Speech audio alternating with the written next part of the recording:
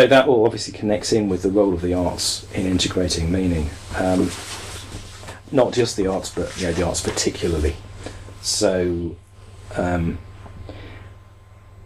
generally, not just the arts, but also education and communication generally can help us to integrate meaning.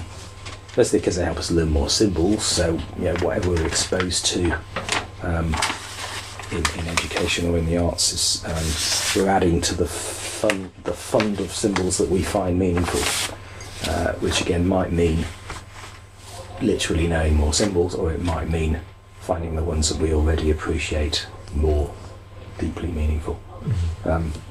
And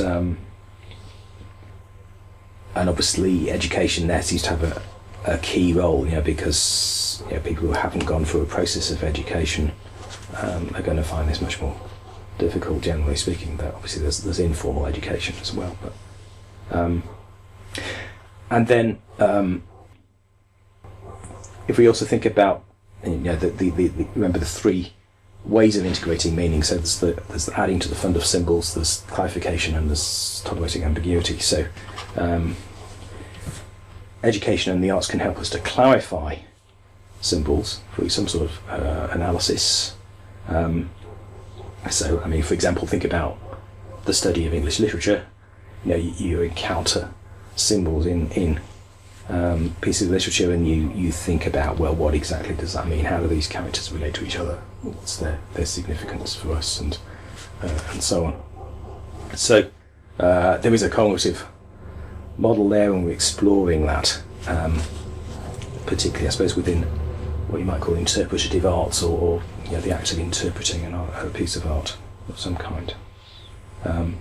So we can learn from that a particular cognitive model is not the whole story, but we can also appreciate what is offered us within a cognitive model which is very different from the one that we're used to. So you can read a novel and be swept into the world of characters, which is completely different, makes completely different assumptions from the one that you're more often accustomed to, and then exploring and clarifying that can in its turn help you to appreciate that more fully. And then the third way of integrating meaning, the appreciation of ambiguity. Well, I think the arts are really good at that. So they help us move between metaphors and to tolerate ambiguities. And thanks particularly to Barry, who reminded me about humour the other day. I think that humour is part of this. So almost any piece of humour seems to involve ambiguity of some kind. The most obvious one is puns, but there's other kinds of ambiguity involved. So I think that just helps to break down in subtle ways our attachment to a particular model, and it gives a little release of tension, so we laugh. But if you think about other arts like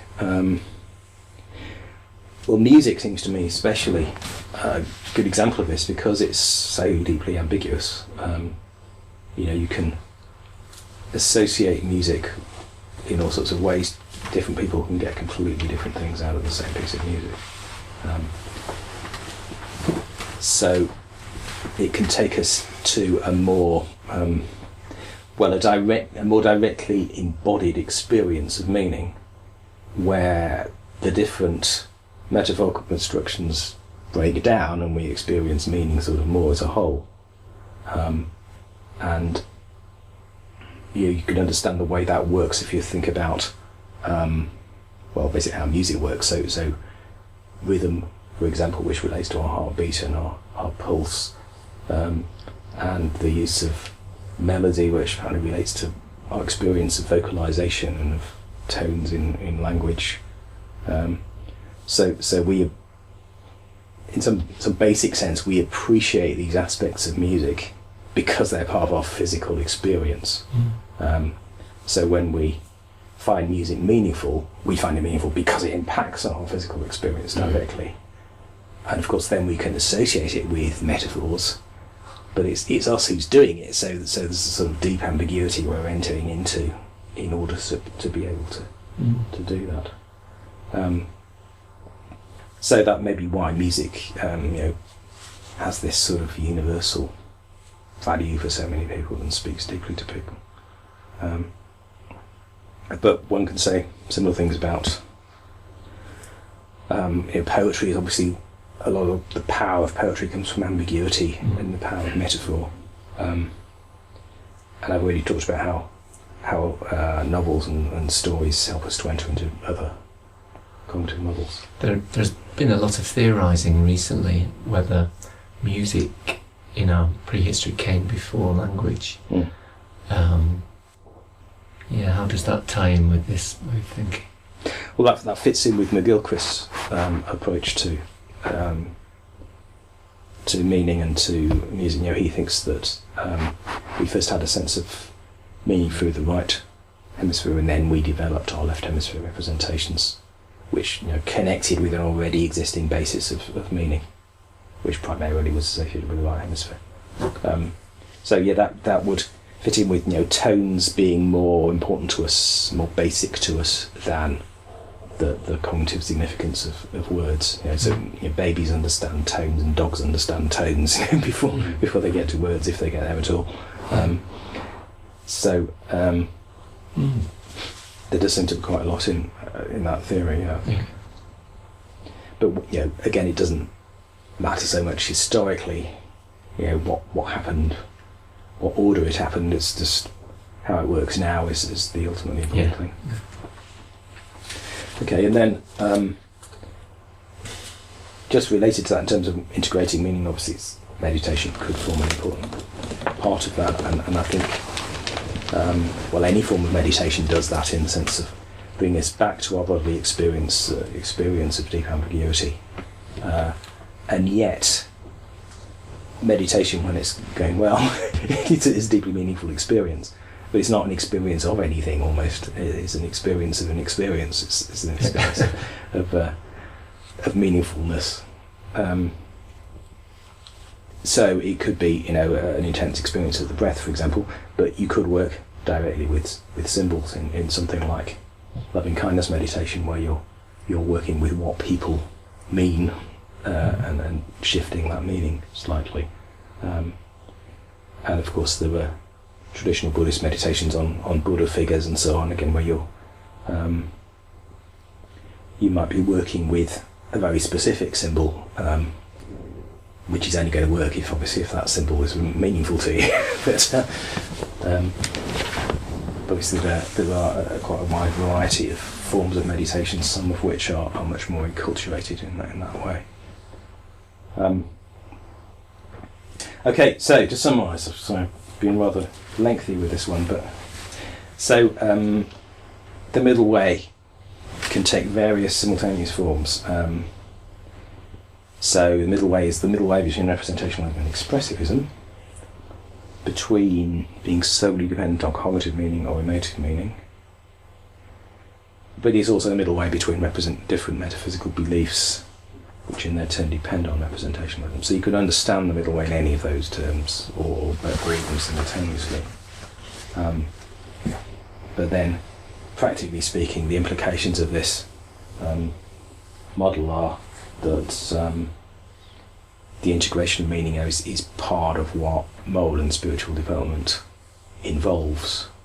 So that means the arts are hugely valuable as part of spiritual development, which I expect you already know, but it's a justification for that position.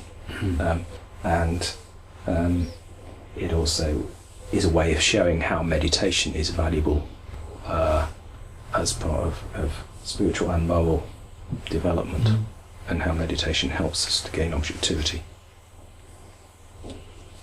So we're there. So I guess it's somewhat more complex than the last couple of days have been. There was a lot to get across, but so I hope it's if there's anything that doesn't seem clear, do ask. Or any issues or experiences or thoughts. That last bit was especially helpful to me about thinking about practice like loving kindness meditation, and or any sort of practice like that, that you're sort of working on meaning, that's given me a further motivational factor for doing those sort of practice, so that's been very helpful. Meaning in meditation. Sort of getting my head around that, I suppose. Okay. I mean, it's obviously, I think of it as a meaningful activity in the sense that I think it's worthwhile. So I see it as something that I get value from doing, but also I do it as a means to an end as well. It's got those two kind of sides of the same coin, I suppose. Well, I think it's well, my experience of it certainly is that it's the integrative process that makes it meaningful, in effect, and I suppose also the experiences of ambiguity that it creates. So if you start off in a distracted state, where you're flipping between different attractive symbolic representations in your mind, different little stories or scenarios or whatever,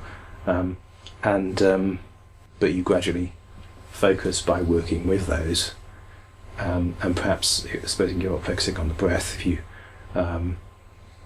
gradually achieve more and more focus on the breath, in that process the breath becomes more meaningful and rich. You're having a stronger experience.